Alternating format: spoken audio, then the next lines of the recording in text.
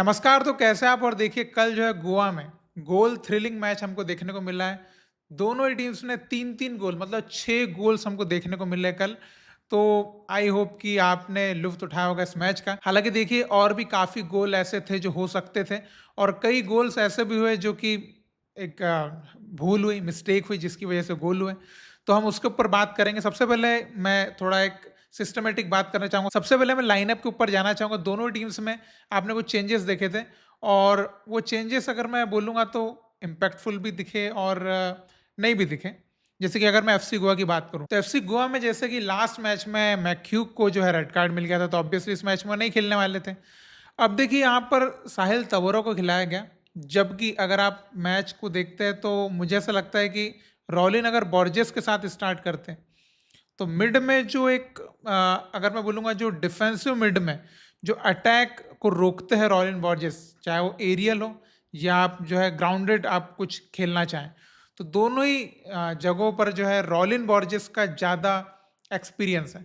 तो मेरे हिसाब से अगर उनके साथ स्टार्ट करते तो मे बी मैं ये नहीं कह रहा हूँ कि वो गोल कंसीड ही नहीं करते, लेकिन ऐसा हो सकता था कि थोड़ा सा एक स्टेबिलिटी या स्ट्रेंथ ऐड होती डिफेंसिव मिड के रूप में, क्योंकि वो चीज़ कहीं न कहीं मिसिंग लगी, क्योंकि अटैक भी बन पा रहे थे और जो बिल्ड होना चाहिए था अटैक वो भी नहीं हो पा रहे थे। दोनों ही चीज़ें मिसिंग थी, अटैकिंग के हिसाब से भी और डिफेंसिव के हिसाब से भी। और नॉर्थ ईस्ट में जो चेंज दिखे वो थोड़े इम्पैक्टफुल दिखे, जैसे कि गुलेर्मो की जगह पे नेस्टर को चांस दिया गया। भाई 2 गोल मारे, प्लेयर ऑफ द मैच और काफ़ी शानदार परफॉर्मेंस भी। और देखिए दिनेश की जगह रॉबिन यादव को जो खिलाया गया, रॉबिन यादव का परफॉर्मेंस मुझे ज़्यादा बेटर लगा दिनेश के मुकाबले। हालाँकि उनको रेड कार्ड वगैरह मिला वो एक डिफरेंट चीज़ है। तो मुझे तो जो चेंजेस किए थे वो सही लगे। अब देखिए मैं बढ़ना चाहूँगा कि गोल कैसे हुए? अब मैं गोल कैसे हुए बोलूँगा तो भाई मिस्टेक मिस्टेक है। अब देखिए कोई भी टीम गोल या कोई बहुत अच्छा कॉम्बिनेशन प्ले बहुत अच्छा, ऐसा नहीं है। Mistakes of defenders. पहला गोल जो नेस्टर ने मारा, आप देखिए वहाँ पे वो सोलो ड्रिबल लेके जा रहे हैं, एक बंदा उनको सही तरीके से क्लोज डाउन ही नहीं कर रहा है और वहां पर बहुत अच्छा, मतलब मैं ये भी कह सकता हूँ कि जो होल्ड किया उन्होंने बॉल को, क्योंकि देखिए अमूनन क्या होता है कि हमें जो हमारे इंडियन प्लेयर्स की मैं बात बताता हूँ, हम डी के पास गए और सिंगल सोलो अगर चले गए तो या तो हम जो है मैन के ऊपर ही शॉट मार देंगे या कहीं भी मार देंगे हड़बड़ी में। तो ये यहाँ पे दिखाता है कि जो एक्सपीरियंस बोलते ना और जो हायर लेवल का एक्सपीरियंस वो ये था कि उन्होंने भाई होल्ड किया और देन उन्होंने फिनिश किया, गोल मिल गया। इसके बाद बहुत सही हो गया था भाई, मतलब नॉर्थ ईस्ट के लिए कि गोल लेके लीड पे चली गई थी वो भी अवे मैच में, और काफी गेम को कंट्रोल भी कर लिया था क्योंकि अटैक अच्छे से एफसी गोवा को बनाने नहीं दे रहे थे, क्योंकि नॉर्थ ईस्ट की डिफेंस हमेशा अच्छी ही करती है। हालांकि इस मैच में उन्होंने मिस्टेक करी थी सेकंड हाफ में काफी, लेकिन फर्स्ट हाफ में उन्होंने एक मिस्टेक बहुत बेकार सी करी कि जहां पर उन्होंने 1-0 फिनिश कर सकते थे फर्स्ट हाफ में, वहां एंड में बिमामर कुछ जरूरत ही नहीं थी, जो ड्रेजिच के ऊपर उन्होंने भाई वो पैर लगाया।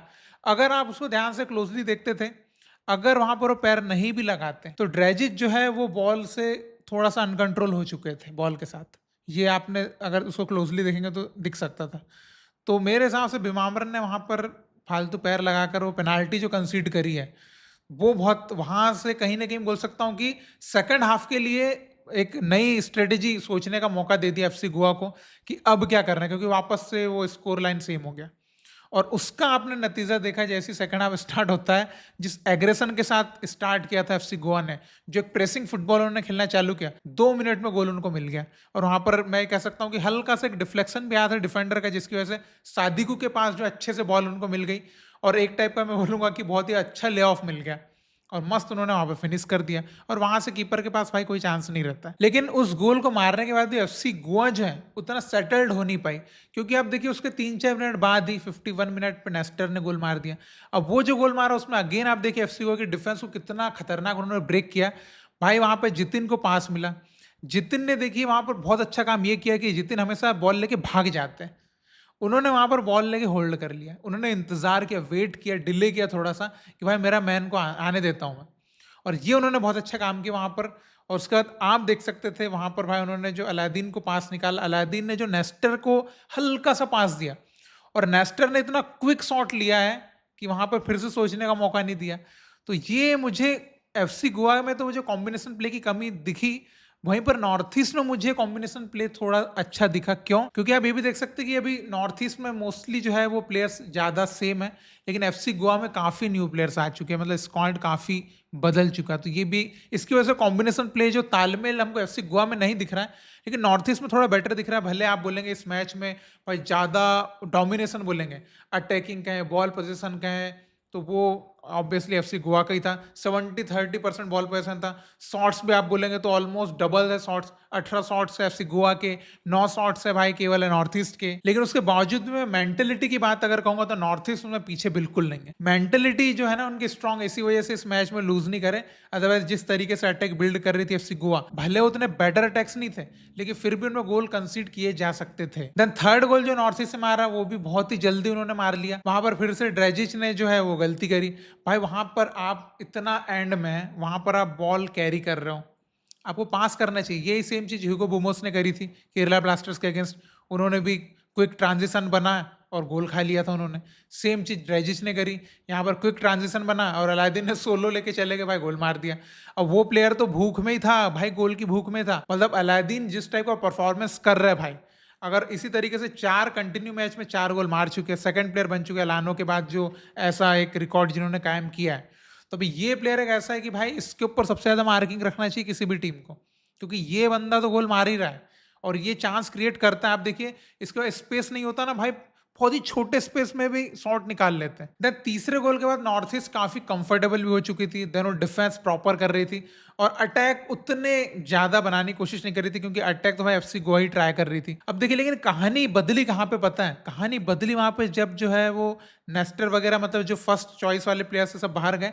देन गुलेर्मो वगैरह जब आते हैं तो गुलेर्मो जो है आते से ही इंजर्ड हो गए। ये सबसे बेकार चीज हुई नॉर्थ ईस्ट के लिए। और मैं एक बहुत बड़ा रीजन भी बोल सकता हूँ कि नॉर्थ ईस्ट जो है, जैसे गुलेर्मो आया और उनके आने के बाद एक जो होप रही होगी कि हम अटैक थोड़े से बनाएंगे, काउंटर वगैरह लॉन्ग बॉल्स डालेंगे गुलेर्मो के, तो वो कुछ आगे जो है वो डिफेंस के साथ कुछ तो निकाल लेंगे, गोल शॉट कुछ तो करेंगे। लेकिन उनकी इंजरी कारण क्या हुआ, वो जो प्रेशर या काउंटर ट्रांजिशन मूवमेंट का सोचा होगा वो हो ही नहीं पाया, क्योंकि वो 10 मैन चली गई। मैं ये कह सकता हूँ क्योंकि वो फिर वहां पे इंजर्ड थे, वो केवल वॉकिंग कर रहे थे, रन भी नहीं कर रहे थे और वहां पर सब्स्टिट्यूशन का ऑप्शन नहीं था, तो उनको पिच पे तो रन ही था। और नॉर्थ ईस्ट ने तो बस पार कर ली थी और वो फाइनल विसिल का ही वेट कर रहे थे और ऑलमोस्ट मैच जीतने की कगार पे जा भी रहा था। हालांकि कुछ अच्छे शॉट्स आए थे, आकाश सांगवान वाला जो सेव निकाला था गुरमीत ने, तो गुरमीत की मैं इस मैच के लिए ये तारीफ करूंगा कि गुरमीत ने इस मैच में क्लियरली बचाया है नॉर्थ ईस्ट को, जिस टाइप के सेव्स उन्होंने निकाले। और इस मैच में काफी कॉन्फिडेंट लगे गुरमीत, मतलब डिफेंडर्स के साथ उनका कम्युनिकेशन भी काफी अच्छा था कि थोड़ी बहुत केमिस्ट्री आपने ड्यूरिंग द मैच भी देखी। देन 90+4 पे वहां पे हल्की सी पार्थिव ने बॉल कैरी करने का सोचा।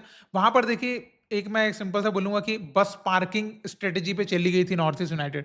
वहां पे नॉर्थ ईस्ट को यही करना था कि बॉल अपने उस जोन से बस बाहर करना है, कैरी करना है तो सोचना ही नहीं था। और देन बोरा हरेरा ने जिस टाइप का गोल स्कोर किया वो थोड़ा अनएक्सपेक्टेड था, मतलब इतना अच्छा टर्न और डायरेक्ट फिनिश कर दी, मतलब सोचा भी नहीं, होल्ड भी नहीं किया, कुछ नहीं किया। तो ये थोड़ा सा डिफेंडर्स भी इस चीज के लिए रेडी नहीं थे, मैं ये भी कह सकता हूँ कीपर भी इस चीज के लिए रेडी नहीं था। तो ये होता है वो क्विक थिंकिंग है ना, आपका कितना आप क्विक डिसीजन लेते हैं कि भाई अब ये कर लेना चाहिए, तो वो बुरा रन ने कर लिया और वहां पर जो है मैच ऑलमोस्ट पलटने ही वाला था। तो लास्ट लास्ट में आपने देखा था कि जैसे रॉबिन यादव भी जब चले गए थे, उनको रेड कार्ड जब हो गया था, तो वहां पे आपने देखा था कि भाई लास्ट में जय गुप्ता को जो हेडर मिला था वो भी काफी, मतलब कि वह फिर से अगेन गुरमीत की तारीफ कि जिस टाइप का वो सेव उन्होंने निकाल लिया। हालांकि वो थोड़ा उनके हाथ के पास ही आ गया था, लेकिन स्टिल रिएक्शन टाइम बहुत इंपॉर्टेंट होता है कीपर का, और वो चीज गुरमीत ने आज इस मैच में कई बार दिखाई थी। हालांकि देखिए एक एक पॉइंट शेयर किया है तो चलिए कि कम से कम एटलीस्ट हारे तो नहीं है, अभी भी वो जो मोमेंटम है उसमें है टीम की, हारी नहीं है। अब मैं अगर यहाँ पर थोड़ा सा वीकनेस और स्ट्रेंथ की बात करना चाहूंगा तो देखिए एफसी गोवा में जो क्लियरली हमने चीज देखी कि मैथ्यू के बिना वहां पर जो सीडीएम वाला जो है तो डिफेंसिव मिड, वहां पर कहीं ना कहीं थोड़ी सी कमी, वीक लग रही है टीम, क्योंकि ना तो अटैक बिल्ड हो रहा है ना अपोनेंट्स के अटैक को रोक पा रहे। क्योंकि बिमामर की मैं बात करना चाहूंगा कि बिमामर एक ऐसे प्लेयर थे भाई जिसने बहुत सही तरीके से एफसी गोवा के अटैक्स को होल्ड किया और उनको मजबूर किया कि आप विंग्स पे ही जाइए और इसीलिए जो है विंग से अटैक बनाने की पूरी कोशिश थी एफसी गोवा की, क्योंकि बीमाबर ने जिस तरीके से मिड में अपना प्रेजेंस रखा था, आप वहां से गेम प्ले बना ही नहीं पा रहे थे, नहीं बना पा रहे थे। इवन आप देखिए बोरहा की, जो मैं बात करूं, बोरहा भाई विंग से अटैक क्रिएट कर रहे थे जबकि वो मिडफील्डर थे। और सेम टाइम पे नॉर्थ ईस्ट की मैं यहाँ पर ये तारीफ करना चाहूंगा कि आपके पास जो सेंट्रल एक डिफेंसिव मिड होना चाहिए बीमार, वो रोल आपका बहुत अच्छा है, लेकिन अटैकिंग मिड में आपका थोड़ा सा उस टाइप का चीजें नहीं चल रही है, मैं कह सकता हूँ। जैसे नेस्टर वगैरह खेल रहे थे, क्योंकि नेस्टर को हमेशा एक सेकंड प्लेयर चाहिए होता है आगे, लेकिन इस मैच में बॉल पोजीशन उतना था नहीं नॉर्थ ईस्ट के पास। तो जितने बार भी नेस्टर के पास बॉल आई है उन्होंने अच्छा गेम प्ले शो किया है, लेकिन उतना अच्छा मैं बोलूंगा कि प्ले मेकिंग आगे हुई हो नॉर्थ ईस्ट की, वो उतनी नहीं हुई। वही कि इंडिविजुअल चीजें आपको देखने को मिली है कि आप अलादीन की इंडिविजुअल चीज देख सकते थे। और कॉम्बिनेशन प्ले की बात आती है तो north east were better than FC Goa, because FC Goa में कॉम्बिनेशन अभी पहले मैच से अभी तक वो शो हुआ नहीं है। एक अच्छा परफॉर्मेंस उन्होंने ईस्ट बंगाल के अगेंस्ट किया है, लेकिन कॉम्बिनेशन की मैं जब बात करता हूं तो वो अभी भी स्टिल दे आर लैकिंग। और एफसी गोवा की डिफेंस देखिए अभी भी अनसेटल्ड और अनऑर्गेनाइज्ड, ये आपने देखा इस मैच में भी। इसी वजह से आपने देखा कि उन्होंने गोल कंसीड भी किए थे। और नॉर्थ ईस्ट हमेशा ही अच्छा डिफेंस तो करती है, लेकिन इस मैच में उन्होंने भाई मैन छोड़े। हालांकि कई जगहों पर उन्होंने बहुत अच्छा डिफेंड भी किया, लेकिन जिस टाइप से उन्होंने मैन छोड़े भी थे वो गोल कंसीड कर सकते थे, लेकिन वो तो कीपर ने अच्छा काम किया। अदरवाइज इस मैच में नॉर्थ ईस्ट की डिफेंस को तो ब्रेक किया था एफसी गोवा ने। तो मैं ओवरऑल ये कहूंगा कि दोनों टीम्स को अभी टीम परफॉर्मेंस या एक टीम कॉम्बिनेशन के ऊपर थोड़ा और वर्क करने की बात है, जो वही मैंने कहा कि game by game they will do much better. तो देखते हैं कि आगे सीजन में और कितना अच्छा हमको एफसी गोवा की साइड से देखने को मिलता है। तो आप इस मैच के बारे में क्या कहना चाहेंगे? कौन से प्लेयर्स ने आपको काफी इंप्रेस किया और किन प्लेयर्स ने आपको डिसअपॉइंट किया? जो भी आप कहना चाहें जरूर कमेंट में लिख के बताएगा। और इसी तरह आप इंडियन फुटबॉल को सपोर्ट करते रहिए। बहुत बहुत शुक्रिया वीडियो देखने के लिए। जय हिंद, जय भारत।